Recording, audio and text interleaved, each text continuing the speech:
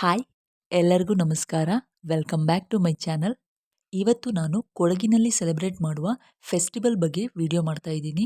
ನಿನ್ನೆ ನಾವು ಮನೆಯಲ್ಲಿ ಕೈಲ್ಪೋದ್ ಹಬ್ಬನ ಆಚರಿಸಿದ್ದೀವಿ. ಇದು ನಮ್ಮ ಕೊಡಗಿನ ಸಾಂಪ್ರದಾಯಿಕ ಹಬ್ಬ ಆಗಿದೆ. ಈ ಕೈಲ್ಪೋದ್ ಹಬ್ಬನ ಕೊಡಗಿನಲ್ಲಿ ಮುಖ್ಯವಾಗಿ ಕೊಡವ ಜನಾಂಗದವರು ಹಾಗೆ ಗೌಡ ಜನಾಂಗದವರು ಆಚರಣೆ ಮಾಡ್ತೀವಿ.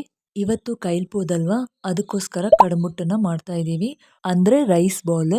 ಈ ಹಬ್ಬನ ಕೊಡಗಿನಲ್ಲಿ ಯಾಕೆ ಆಚರಿಸ್ತೀವಿ ಅಂದ್ರೆ, ಈ ಜೂನ್ ಜುಲೈ ಆಗಸ್ಟ್ ತಿಂಗಳುಗಳಲ್ಲಿ ಈ ಭತ್ತದ ಗದ್ದೆಗಳನ್ನ ಎತ್ತು ಮತ್ತು ನೇಗಿಲಿನ ಸಹಾಯದಿಂದ ಉತ್ತು ಭತ್ತದ ಬೀಜ ಬಿತ್ತನೆ ಮಾಡಿ ಅಗೆ ತೆಗೆದು ಗದ್ದೆಗಳಲ್ಲಿ ನಾಟಿಯಾಗಿರುತ್ತೆ. ಇದಾದ್ಮೇಲೆ ಸೆಪ್ಟೆಂಬರ್ ತಿಂಗಳಲ್ಲಿ ಕೈಲ್ಪೋದ್ ಹಬ್ಬನ ಸೆಲೆಬ್ರೇಟ್ ಮಾಡ್ತೀವಿ. ಕೊಡಗಿನಲ್ಲಿ ಈ ಹಬ್ಬನ ಸೆಲೆಬ್ರೇಟ್ ಮಾಡುವಾಗ ಹಂದಿ ಮಾಂಸ ತುಂಬಾ ಇಂಪಾರ್ಟೆಂಟ್ ಆಗಿರುತ್ತೆ. ಈ ಪೋರ್ಕ್ ಅನ್ನ ಕೈಲ್ಪೋದ್ ಸೆಲೆಬ್ರೇಟ್ ಮಾಡುವ ಎಲ್ಲಾ ಮನೆಯಲ್ಲಿ ಮಾಡೇ ಮಾಡ್ತಾರೆ. ಆದ್ರೆ ನಮ್ಮ ಮನೆಯಲ್ಲಿ ಮಾತ್ರ ಪೋರ್ಕ್ ಅನ್ನ ಮಾಡಲ್ಲ, ಹಾಗೆ ತಿನ್ನಲ್ಲ. ಯಾಕಂದ್ರೆ ನಾವು ಮನೆಯಲ್ಲಿ ಪೂಜೆ ಮಾಡೋ ಕೆಲವೊಂದು ದೇವರಿಗೆ ಆಗಲ್ಲ ಅಂತ ಹೇಳೋ ಕಾರಣಕ್ಕೋಸ್ಕರ ಮಾಡಲ್ಲ, ಹಾಗೆ ಮನೆಯಲ್ಲಿ ತಿನ್ನಲ್ಲ.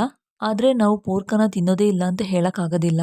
ನಮ್ಮ ಕಡೆ ಯಾವ್ದಾದ್ರು ವೆಡ್ಡಿಂಗ್ ಫಂಕ್ಷನ್ ಇದ್ದಾಗ ಪೋರ್ಕ್ ಅಂತೂ ಮಾಡೇ ಮಾಡ್ತಾರೆ. ಆ ಟೈಮಲ್ಲಿ ನಾವು ಪೋರ್ಕ್ ಅನ್ನ ತಿಂತೀವಿ. ಆದ್ರೆ ನಮ್ಮ ಮನೆಯಲ್ಲಿ ಪೋರ್ಕ್ ಅನ್ನ ಮಾಡಲ್ಲ, ಹಾಗೆ ತಿನ್ನಲ್ಲ. ಇವಾಗಿಲ್ಲಿ ನೀವು ನೋಡ್ತಿರೋ ಹಾಗೆ ಇಲ್ಲಿ ನಾವೇನ್ ಮಾಡ್ತಾ ಇದೀವಿ ಅಂದ್ರೆ, ನಮ್ಮ ಪೂರ್ವಜರನ್ನ ಮನ್ಸಲ್ಲೇ ನೆನೆಸ್ಕೊಂಡು ಅವ್ರಿಗೆ ಈ ರೀತಿ ಬಾಳೆ ಎಲೆನ ಹಾಕಿ ನಾವು ಶುದ್ಧ ಮುದ್ರಿಕೆಯಿಂದ ತಯಾರು ಮಾಡಿರೋ ಅಡಿಗೆನ ಅವರಿಗೆ ಅರ್ಪಿಸಿ ಆಮೇಲೆ ನಾವು ಸ್ವೀಕಾರ ಮಾಡೋಂಥದ್ದು. ಇಲ್ಲಿ ಬಾಳೆ ಎಲೆಯಲ್ಲಿ ಏನೆಲ್ಲ ಇಟ್ಟಿದ್ದಾರೆ ಅಂದ್ರೆ, ಬೇರೆ ಬೇರೆ ತರದ ಹಣ್ಣು ಹಂಪಲು ಹಾಗೆ ಕಡಬಿಟ್ಟು, ಅನ್ನ, ಕೋಳಿ ಸಾರು, ಈ ರೀತಿ ಕೆಲವೊಂದು ಅಡಿಗೆ ಮಾಡಿರೋ ಪದಾರ್ಥಗಳನ್ನ ಇಟ್ಟಿದ್ದೀವಿ. ಹಾಗೆ ಈ ಹಬ್ಬದ ಸಂದರ್ಭದಲ್ಲಿ ಕೋವಿ, ಕತ್ತಿ ಇಂಥ ಆಯುಧಗಳಿಗೆ ಪೂಜೆನ ಮಾಡ್ತೀವಿ. ಆಮೇಲೆ ತೆಂಗಿನಕಾಯಿನ ಈ ರೀತಿ ಹಿಡ್ಕೊಂಡು ದೇವರಿಗೆ ಪ್ರಾರ್ಥನೆ ಮಾಡಿ ಈ ತೆಂಗಿನಕಾಯಿನ ಹೊಡಿತೀವಿ. ಆಮೇಲೆ ಈ ರೀತಿ ಕೈಯಲ್ಲಿ ಸ್ವಲ್ಪ ಅಕ್ಕಿನ ತಗೊಂಡು ದೇವ್ರನ್ನ ಪ್ರಾರ್ಥನೆ ಮಾಡ್ತಾ, ನಮ್ಮ ಕುಟುಂಬಕ್ಕೆ ಒಳ್ಳೇದಾಗ್ಲಿ ಅಂತ ಪ್ರಾರ್ಥನೆ ಮಾಡ್ತಾ ದೇವರಿಗೆ ಅಕ್ಕಿ ಹಾಕಿ ಅಲ್ಲಿ ನಮಸ್ಕಾರ ಮಾಡ್ತೀವಿ. ಇದು ನಮ್ಮನೇಲಿ ಸಾಕಿರುವಂತ ನಾಟಿ ಕೋಳಿ. ನಾವಿಲ್ಲಿ ಕುಟುಂಬದವರು ದೇವರನ್ನ ಪ್ರಾರ್ಥನೆ ಮಾಡ್ತಾ ಅಕ್ಕಿನ ತಲೆಗೆ ಸುತ್ತಿ ಕೋಳಿ ಬಾಯಿಗೆ ಹಾಕ್ತೀವಿ. ನಂತರ ಪ್ರಾರ್ಥನೆ ಮಾಡ್ತಾ ಆ ಹುಂಜನ ದೇವರಿಗೆ ಅರ್ಪಿಸ್ತೀವಿ. ಕೊಡಗಿನಲ್ಲಿ ಕೈಲ್ಪೋದ್ ಹಬ್ಬ ಹಿಂದಿನ ಕಾಲದಿಂದಲೂ ಅಂದ್ರೆ ಪೂರ್ವಜರ ಕಾಲದಿಂದಲೂ ಈ ಪದ್ಧತಿ ನಡ್ಕೊಂಡು ಬಂದಿದೆ. ಅದನ್ನ ನಾವು ಫಾಲೋ ಮಾಡಿ ಇಲ್ಲಿ ಆಚರಿಸ್ತಾ ಇದ್ದೀವಿ. ಇವಾಗ ತೆಂಗಿನಕಾಯಿಗೆ ಶೂಟ್ ಮಾಡೋ ಟೈಮ್, ಅರ್ಧ ಹೋಳು ತೆಂಗಿನಕಾಯಿನ ಈ ರೀತಿ ಒಂದು ಸಣ್ಣ ಗಿಡ ಅಥವಾ ಮರಕ್ಕೆ ಇಟ್ಟು ಅದನ್ನ ಗುರಿ ನೋಡಿ ಶೂಟ್ ಮಾಡ್ತಾರೆ. ನಾವಿಲ್ಲಿ ಕೆಲವೊಂದು ಸೇಫ್ಟಿನ ಫಾಲೋ ಮಾಡ್ತೀವಿ.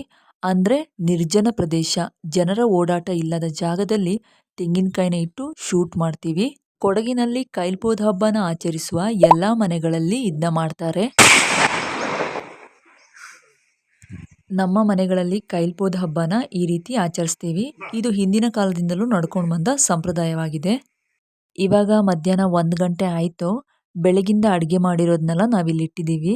ನೀವಿಲ್ಲಿ ನೋಡ್ತಿರೋ ಹಾಗೆ ಇಲ್ಲಿ ಇರೋದೆಲ್ಲ ರೈಸಿಂದ ಮಾಡಿರೋ ಐಟಮ್. ಅಕ್ಕಿ ರೊಟ್ಟಿ, ಕಡಮುಟ್ಟು, ನೂಪುಟ್ಟು, rice, chicken curry, mutton curry, ಇಷ್ಟು ಬೆಳಗಿಂದ ಮಾಡಿರೋ ಅಡಿಗೆ.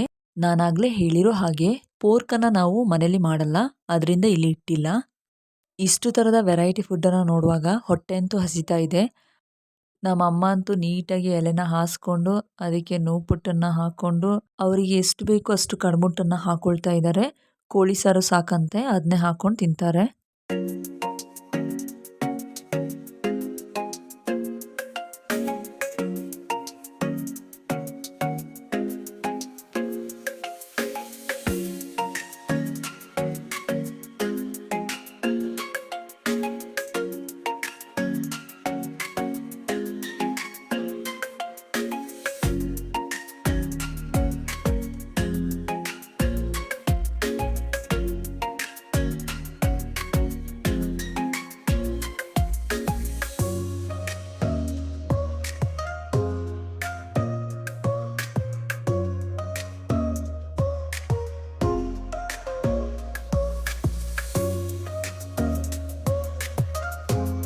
ನಾನಂತೂ ಎಲೆಗಿಲಿ ನೂಪುಟ್ಟು ಮತ್ತು ಕಡಂಬುಟ್ಟು, ಒಂದು ರೊಟ್ಟಿ ಹಾಗೆ ಮಟನ್ ಮತ್ತು ಚಿಕನ್ ಸಾಂಬಾರನ್ನ ಹಾಕ್ಕೊಂಡಿದ್ದೀನಿ. ನಂಗಿಷ್ಟು ಸಾಕು. ನಮ್ಮ ಮನೆಯಲ್ಲಿ ನಾವು ಕೈಲ್ಪೋದ್ ಹಬ್ಬನ ಈ ರೀತಿ ಸೆಲೆಬ್ರೇಟ್ ಮಾಡ್ತೀವಿ.